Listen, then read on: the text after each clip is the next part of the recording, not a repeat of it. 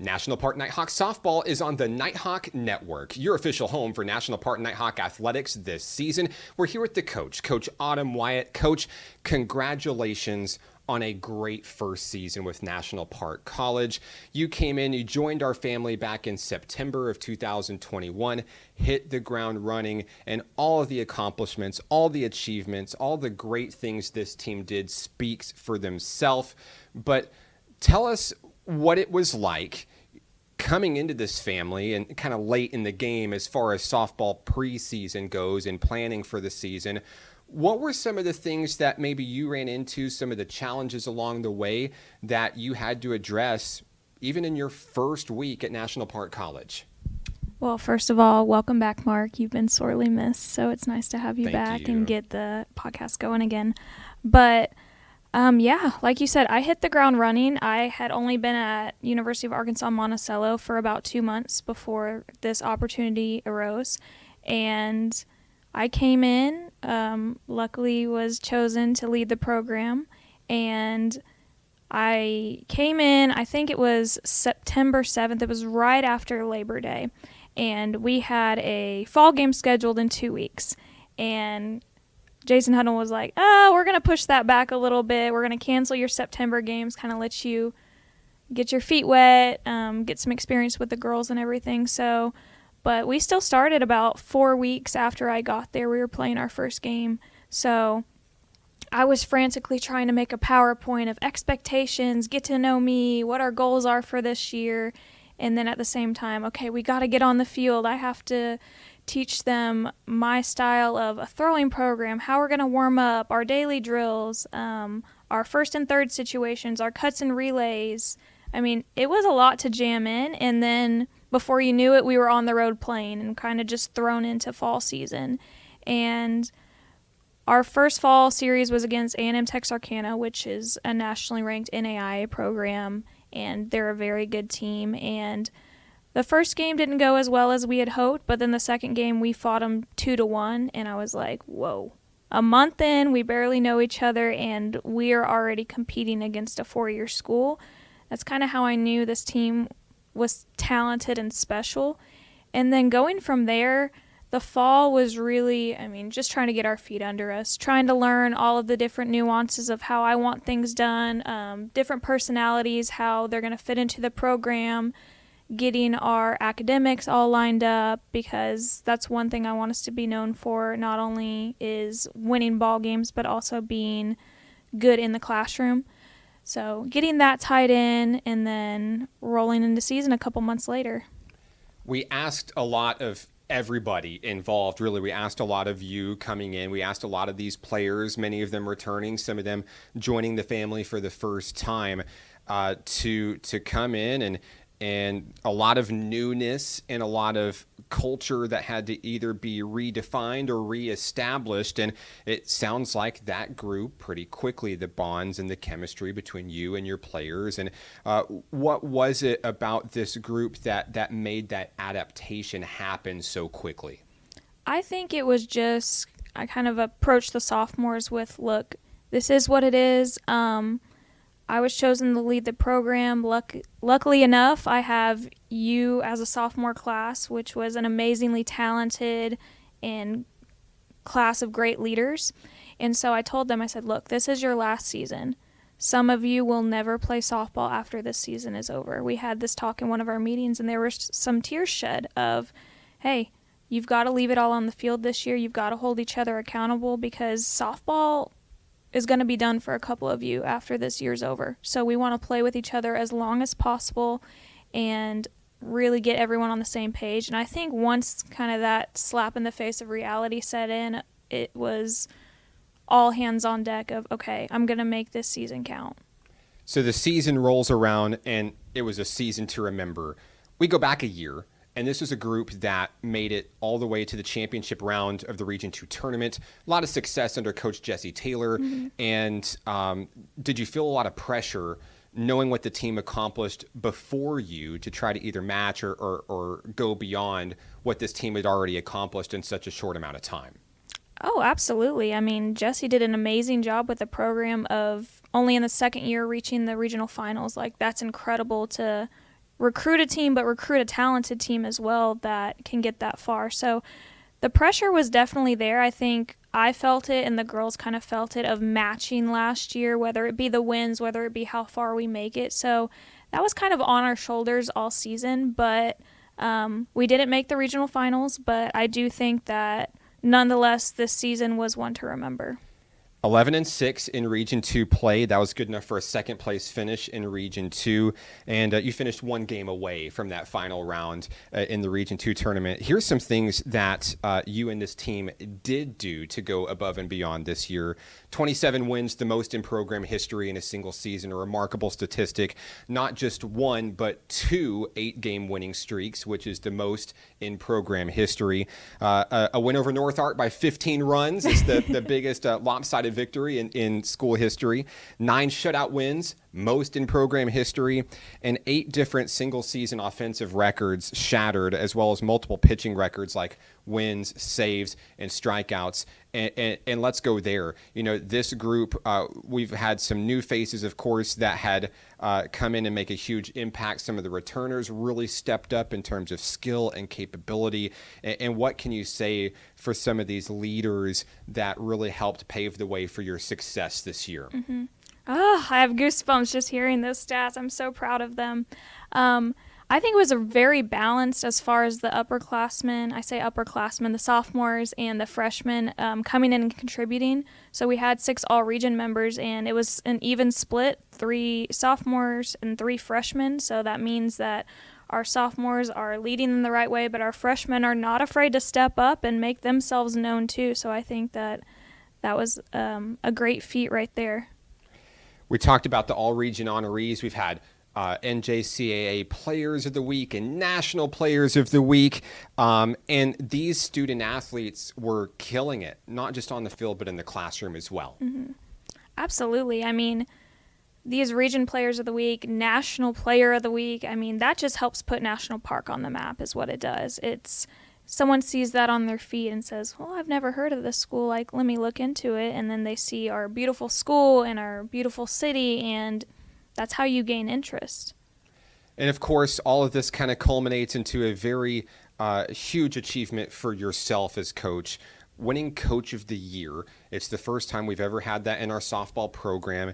I think it's really special for a coach that we asked to come in late in the game as far as the preseason goes, and inherited a group of players that you didn't personally have a hand in recruiting, and to win this award feels really special to us, National Park College. What did this mean for you when you found out you are Coach of the Year? I was taken aback a little bit. It was very unexpected. I was honored to receive it because this region, yes, we compete against each other and everything like that, and we want to beat each other, but I've grown very close to a lot of these coaches, and I think it just really speaks to the past and the present of the program, of former Coach Jesse Taylor really bringing in some amazing talent, but also this talent getting here and adapting to a new coach, a new culture, adapting to each other. I mean, at the JUCO level, you have half a roster turnover every single year, so that's different people having to gel with each other. It's different personalities having to click every single year, and just the girls buying in. It was really them. I mean, yes, I can tell them the X's and O's and put the lineup together, but it's ultimately them performing when the time comes, having each other's back and everything like that. And I think that some notable wins that we had, some close games that we did play against ranked opponents really helped me get this award, just because it shows that this program's going in the right direction. So we've talked X's and O's, and we can talk stats and numbers and all the great accomplishments. Tell me a story. Tell me about a moment this season, maybe the defining moment for this team where you really turned the page this year. I think there were several, actually. When the preseason schedule came out, I think we were all like, oh my gosh, what are we doing, Coach Wyatt? I mean, we started off, our first 4 games were against Bossier Parish and Northwest Mississippi, who were both ranked opponents. And I told the girls, look, you're going to be challenged this year. If that means we lose more games, then that means we lose more games. But I think it gets us ready, and it gets you facing the best competition that we can face. And so we played Bossier Parish.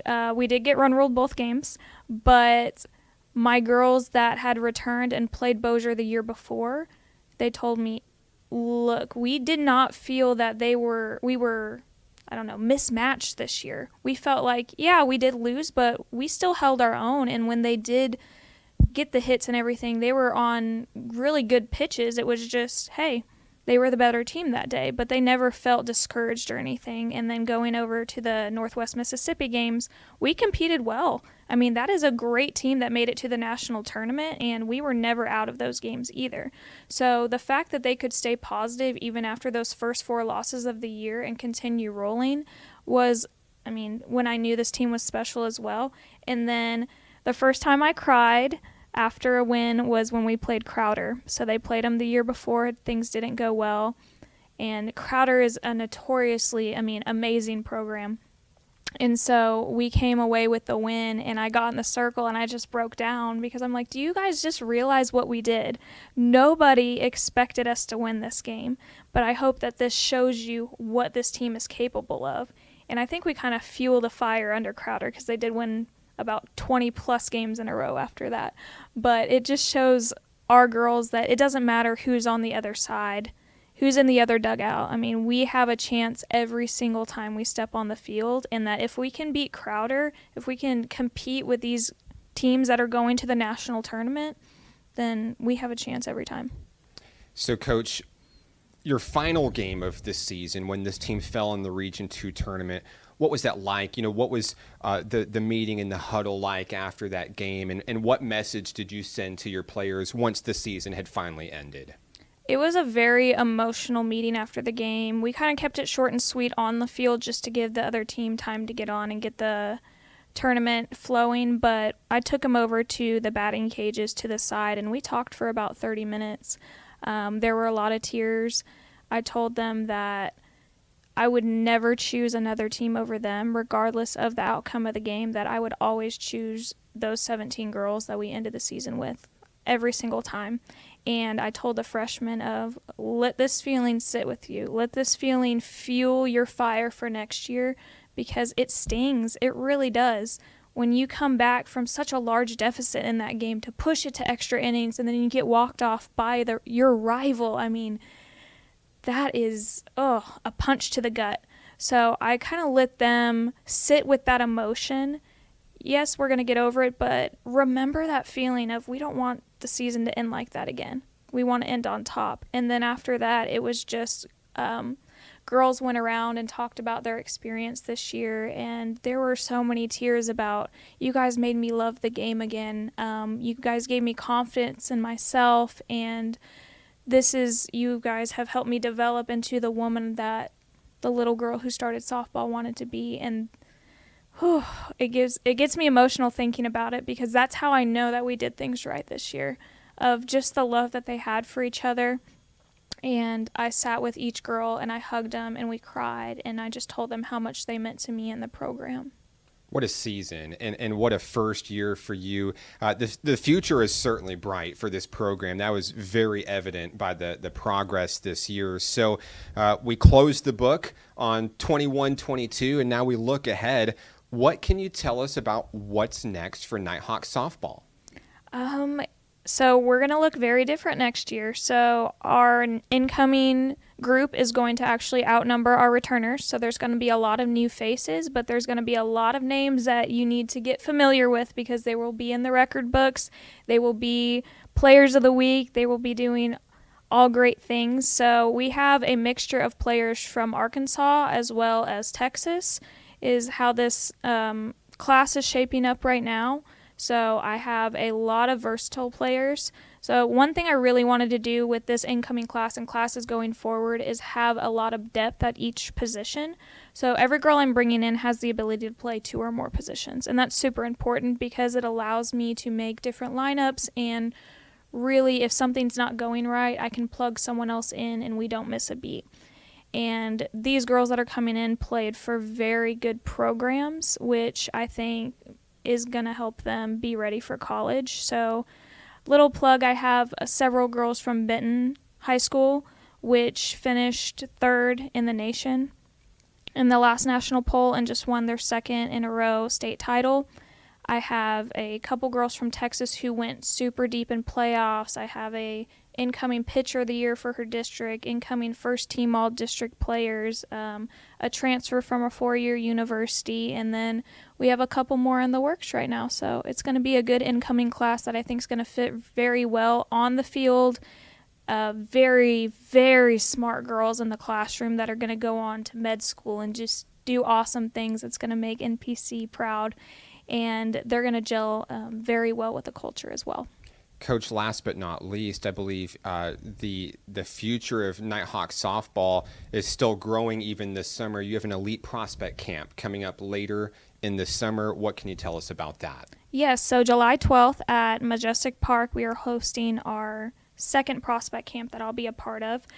We have 8 girls signed up right now, and when I tell you the girls that have signed up are incredible athletes, it's going to be a very high-level event as far as you're going to see good competition, you're going to see current players interacting with prospects.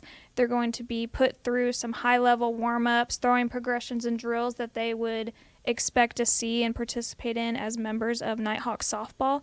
And then we kind of just throw them out there and let them play. I mean, when you have a high-level sophomore versus a high-level junior pitching and hitting against each other, it's kind of like who's going to stand out, who's going to show us what they're made of. Coach, congratulations on a great year, your first year with Nighthawk softball. I can't wait to be sitting here in the chair with you at this time next year to talk about even greater things that you've done for this program. Thank you so much, and congratulations to you and your team. Thank you, Mark. Coach Autumn Wyatt of the Nighthawk softball team. More on Nighthawk softball coming up all summer long. You can follow along on Facebook, Instagram, Snapchat, and Twitter. This has been Nighthawk softball on the Nighthawk Network.